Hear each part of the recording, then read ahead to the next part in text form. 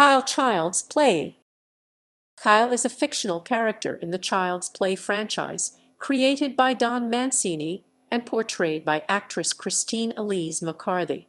She first appeared in John Lafia's Child's Play 2 1990 and has a cameo appearance in Don Mancini's Cult of Chucky 2017. Kyle is a main character in the Child's Play novels and comic book adaptions. Appearances in film. Kyle first appears in Child's Play 2 1990. She is first seen smoking a cigarette in her bedroom when Andy Barclay is looking around his new house. Her foster mother, Joan Simpson, enters her room telling her to put it out, to put her luggage away, and also tells her that she needs to have dinner with the family instead of going to work. Kyle tells her that she will be on her own next year and that she needs the money. In the morning, one of Joan's antiques is found shattered, and both her and Andy are sent to do the laundry. Kyle is told that she is grounded and cannot go out on a date that night. Kyle sneaks out that night, and when she returns home by climbing through Andy's bedroom window, she finds him tied to the bed with a good guy doll next to him. When she goes to untie him, Joanne and Phil enter the room and believe that she is in the process of tying him up.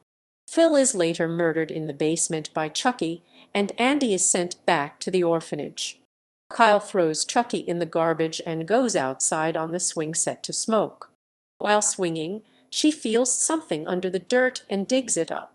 She discovers a damaged good guy doll named Tommy. She then goes to look in the garbage can and realizes that Chucky is gone.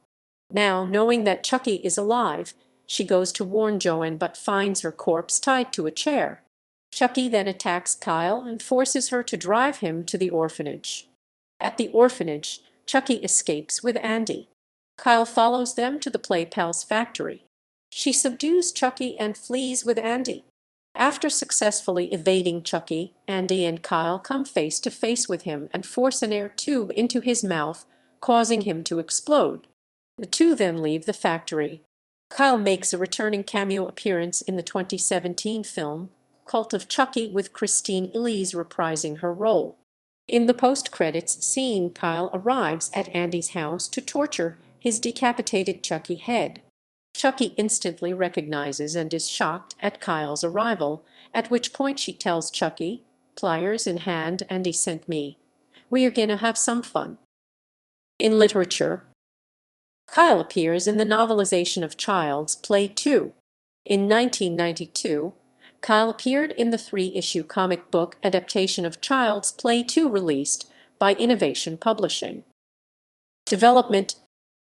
Conception. In Cinefantastique, Frederick S.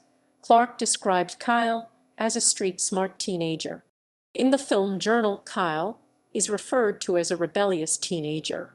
Christine Elise McCarthy was cast in the role, and in a retrospective interview she described her experience on set saying, "It was my first big job and I was insanely excited. I would hang around on set on my days off and after I was wrapped. I just loved every second of it. The hard part was that Alex was a minor and child labor laws applied to him, so they had to shoot him first in every scene to get him out in time. Chucky took 7 or 9 puppets." Reception. In Hearths of Darkness, the family in the American horror film Updated Edition, Tony Williams stated, "She teaches Andy about the hostile world, warning him of future peer group school treatment as the new kid on the block. Lacking the family that abandoned her at the age of 3, Kyle resourcefully decides to survive within successive foster families." Michelle again praised the character, saying, "She is fond of wearing cool leather hats and sneaking out of the house at night, so we know that she's a bit of a rebel, or at least wants others to think she is. But Kyle's personality contradicts the image she projects. As a girl who grew up in foster care, one would expect her to have a lot of attitude and anger about her situation, but she doesn't. She's..." David Newsier praised Elise's performance. Dustin Putman praised Elise's and Alex Vincent's performances, stating that they are possibly the best thing about the film.